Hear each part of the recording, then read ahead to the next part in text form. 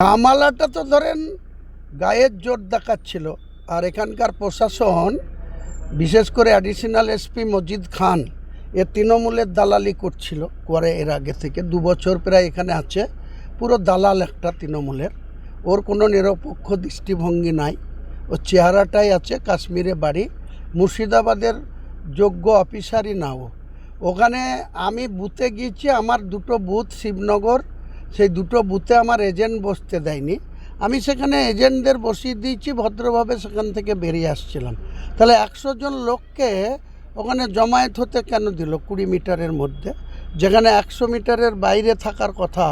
5 জনের বেশি জমায়েত ভোটের দিনে বন্ধ থাকে, 144 থাকে, কোথাও 5 জনের বেশি লোক জমায়েত হয় না। সেখানে মজিদ খানের নেতৃত্বে থানার একটা একাংশ অফিসারদের সাহায্যে সে এত বড় দাদাগিরি করলো।